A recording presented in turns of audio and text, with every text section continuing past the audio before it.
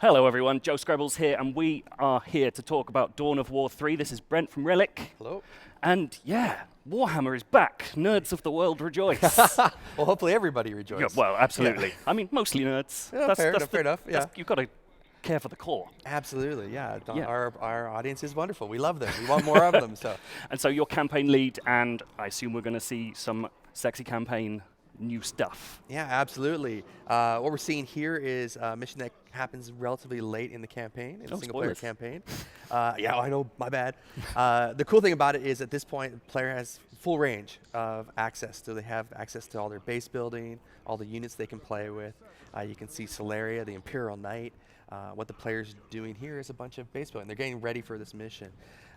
What their job in this mission is to sort of make their way across this deadly map on the planet of Acheron, and they're going to try and race to a temple where there's this super weapon that the Eldar are also going for. So but the Eldar are here first, so we got to make our way through a lot of resistance. Right, and base buildings come back. That's the first time since Dawn of War 1. Like, is it going to be familiar to people who played that game, or is it got a new spin? Like, what are you aiming for with that? No, I think it'll be. There's familiar elements, and there's some nice new spin stuff as well. You know, one of the things we want to have was that, hey, you know, you can choose what mixture of buildings and obviously the units that come with them, that come from it. We wanted to have, we want to encourage players to do forward base building. Oh, okay. So the buildings themselves, you know, one of our big kind of mechanics is, you know, it's not an unfamiliar one, but it's one that we're sort of doubling down on, is sort of the notion of reinforcements. Right. So when you have a unit that, you know, it gets reduced in power and manpower, well, you can come back and reinforce it, and that's actually, you know, economically speaking, cheaper to do than to build a new unit. Right. So it's not. So we wanted players to feel like their units were important to them. Gotcha. You know, so that's what that is. And then they also act as a healing for the super units, for the elite units. Sorry. Right, and so that's an elite unit. We're saying there, the Imperial Knights. The Imperial Knight is Gabriel Angelos is an elite unit. And so you aiming for a sort of like more of a familiar like hero element here, like because you're choosing like loadouts of heroes and unlocking new ones as you go through. So like, is there sort of a MOBA element to this, or? Well, it's kind of you know, we had the heroes in Dawn of War 2. Yeah. So you know, in this case, what we're doing is taking that sort of big army composition element from Dawn of War 1 and the base building, obviously, and those heroes that we had kind of explored in Dawn of War 2, so it's putting them together. So it's a real like synthesis of those two games. Absolutely, yeah. There was a real big focus for us. It was like, how could we put these two things together and make it super cool? Gotcha. And obviously, you know, people are pretty familiar with the Space Marines, but we haven't seen as much of the Eldar so far. Like, can you go through like what we can expect from those guys? Well, you know, each of the major races, the Orcs, the Eldar, and the Space Marines, they all have similar structural elements to them. So they have the line units, they have the elites, they have the base building, the super units, and they just have different spins on how they play. Right. So we haven't talked much about the Eldar and Orcs in terms of the specifics of their elements, but you know, you can look at what we've done with the Space Marines and sort of extrapolate from that and say, okay, well, yeah, gotcha. if I really liked this about the Space Marines, like something we'd shown at E3 and you'll be able to see again today, is the orbital bombardment. Oh, yeah. And that's the Space Marine of a super ability. Right. And we see the versions we have for the Orcs and the Eldar. They're very cool. Man, looking forward to it. Yeah.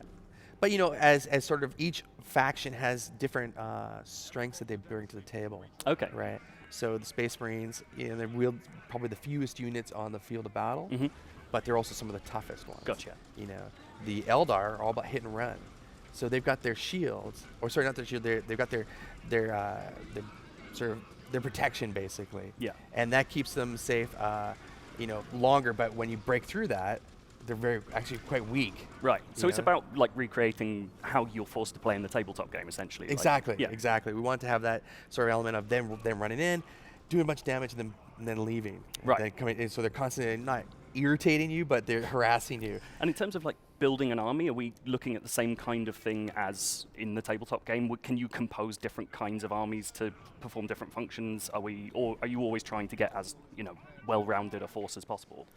I think it depends on where you are in the missions and what you want to achieve. Okay. Right? And the way you like to play. Like, that was a big thing for us, was gameplay style. Yeah. The elites go a long way towards that as well. Okay. Because you can choose up to 3 elites, and they may be early game ones that have relatively low cost, or they may be late game ones. Now in this case, for example, the Imperial Knight, she's a sort of a late game unit. Right. Typically. but we want, this is the mission where we introduce her. Oh, okay. So you get to play with her the entire mission, which is Right. great. Nice. Right? But that composition of those elites, they kind of bring an additional asymmetrical element, Okay. if you will. So the line units are always the same. So Mhm. you always have the same group of Space Marine units that you can access. But the elites kind of bring different things to the mixture. Okay. That can really help your gameplay style. Nice. So, I mean, I'm a Dark Angels player in the tabletop game. Raven Wing, Landspeeder armies, right? Yeah. Can I do that? Can I build my army just out of like a single unit and see how it works, or am I just going to get squashed? You could totally do a servitor rush Nice. if you didn't want to last very long. Yeah, that'd be fun. I tried that quite a bit on multiplayer. It didn't work out for me. Oh, really? But yeah, but yeah, you can absolutely do land speeders. They're a lot of fun to play in the game. I'm into that. And so, yeah, coming back to the base building, I mean, can you talk us through the kind of thing we're seeing here? Like, what's everything, like the functions these things are serving at the moment?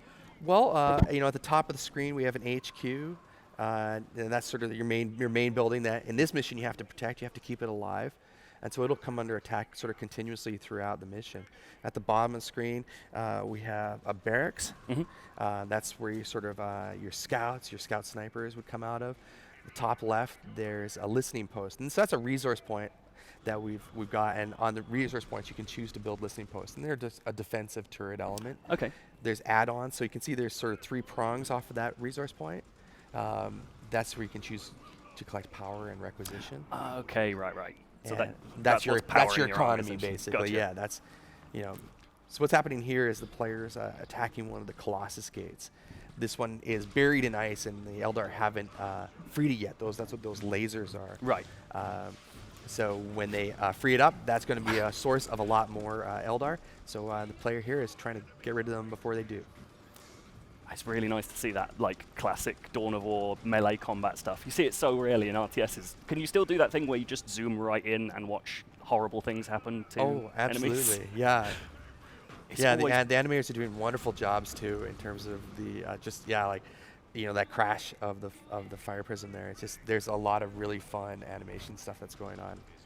And like, it really seems like you've got the 2 elite units there, kind of leading the charges as far as that's concerned. Like, would you be able to get through this with a normal army, or? Oh yeah, like, absolutely. Yeah, so you're not sort of reliant on those heroes to get you through. No, and vice versa. If you tried to just play with those heroes, it wouldn't go super well. Okay. It would take you a lot longer. I mean, technically, yes, it's possible. There's no time constraint. So however you want to play, you can play, right? But yeah, Gotcha. it's the mixture of those units is a lot of fun. And is that the cover mechanic being used there? Well, they've just all been knocked out by an elite unit. But yeah, was that them using cover to? They were like, occupying entrench? that heavy cover there. Okay, cool. Yeah, it makes it tough, right? Because when for ranged units, they shoot the cover itself, and the cover has a finite amount of health. Okay. You shoot that enough, it blows up the cover. It also blows up the cover, so you can't use it. Gotcha. Right? So yeah, once it's a gone, risk it's reward gone. thing. Yeah. So But you if can you see send there's in like your melee units, you can just clear it out and absolutely take it for yourself. Yeah, somebody like Gabriel Angelos can jump into it, or Assault Marines can jump into I was going it. to say, Assault classic Marines jump jet attack. Yeah, their jump jet attack is phenomenal. Nice. On heavy cover, it's like so effective for clearing the defenders out. And so, like, talk us through, what we're seeing composition-wise from the Space Marines here. Like, what kind of units have we got on show? Barring the Assault Marines, who we just saw working hard. We've got a nice mixture. We got tactical Marines. There's looks like a Dreadnoughts in there. I think it's hard to tell. It's so small from the stage. I apologize. It's pretty chaotic right now. Yeah, particularly on screen, it looks like the player's done a great job of unfortunately losing most of their units. So that's always good. So the majority of their force is somewhere else.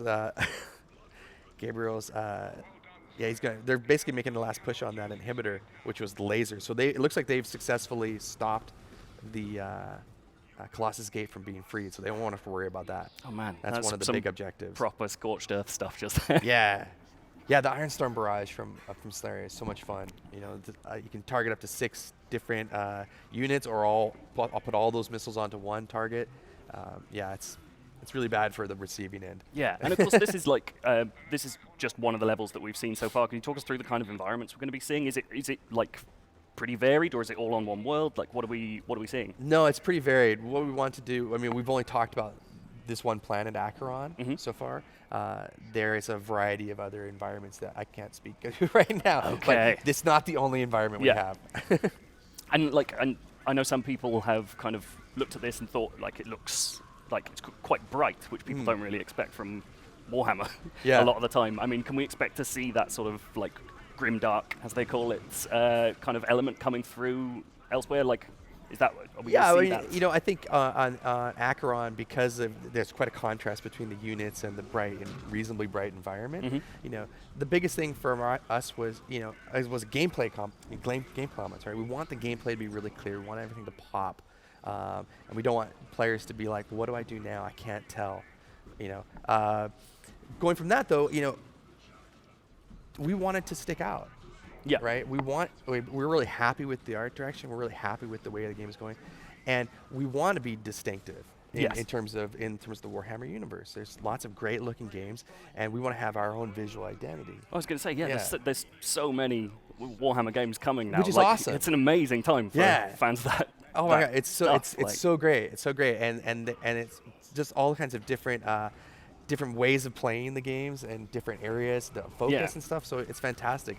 It's doing a lot for creating more Warhammer fans, right? It's because it's a wonderful, rich universe. And so it's about carving out your own piece of it, and absolutely, you know, creating your own kind of thing. Can you speak to what the campaign is going to show us, like what that story is going to be about? Well, it's a story that tells.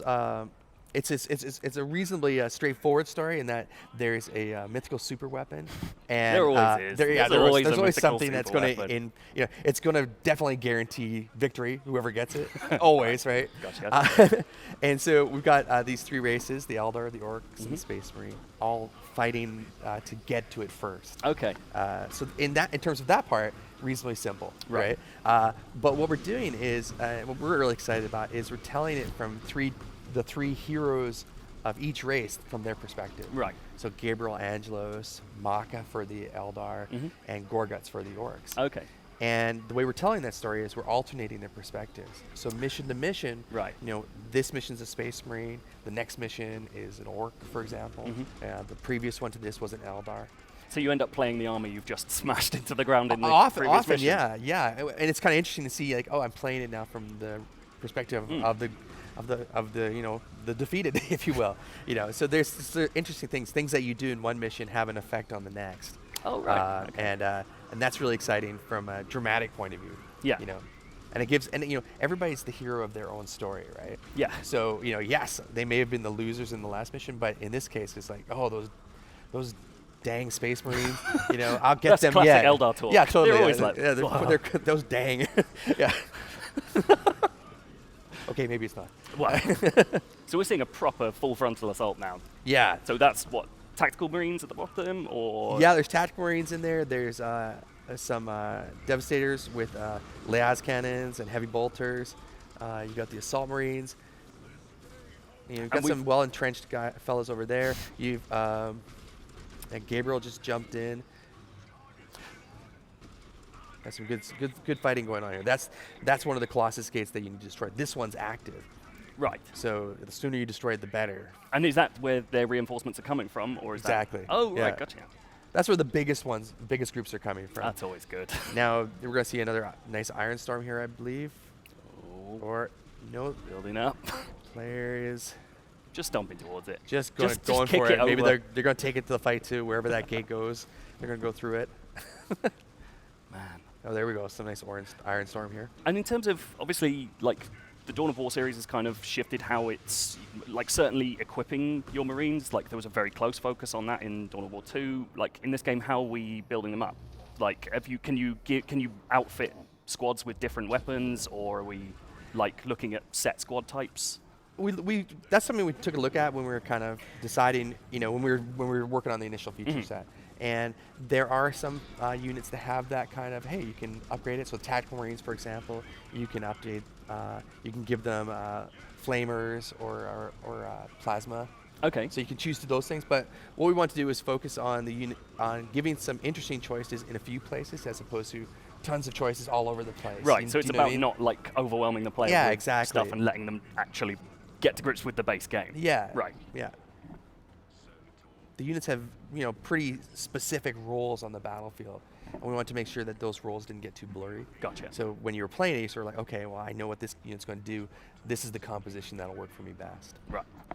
And so we've seen, so the Colossus Gate has gone down. Colossus Gate has gone down. Where are we off to now? Now we're pushing up towards the temple. Okay. We've got a whirlwind there. Hopefully the player will use that to do some, and a predator, which is, very effective against webway gates. Got a soft spot for predators. And now we're going to see a big sort of fight here. There's the whirlwind spot to open fire, and in the background you might see, top of the screen, the Wraith Knight. That's new. Yeah, that's an interesting place to put the predator. But they put another whirlwind in there, so they're going to try and barrage. You've almost got, like, with the huge elite units, you've almost got that sense of, like, the old Epic games, where you've just got tiny units being stomped underfoot. No, you may have seen that. The Wraith Knight just did a gigantic death ray thing, and that's one of the things. Like, because we have this sort of narrow gateway, you're sort of like, okay, I'm going to focus my units and just plow through that. Oh, nice! They're getting their Wraith Knight with their orbital bombardment. The neat thing about the orbital bombardment, when a unit gets hit, it gets levitated, it gets pulled up, and it can't really can't fight back, which is great. Pretty useful against a Wraith Knight. It looks like this case they took the Wraith Knight out with it, which is fantastic. That was efficient. Yeah. That is this player is way better than I am. So yeah, I mean, like, what we're seeing, like, this is like what we can expect from the final game. That's absolutely. This is the target we're going for with the game. We absolutely want the game. This is representative. Excellent. Yeah. Well, that's Dawn of War 3. I hope you've enjoyed it. As I said before, nerds are gonna love it. Thank you. Thanks, guys.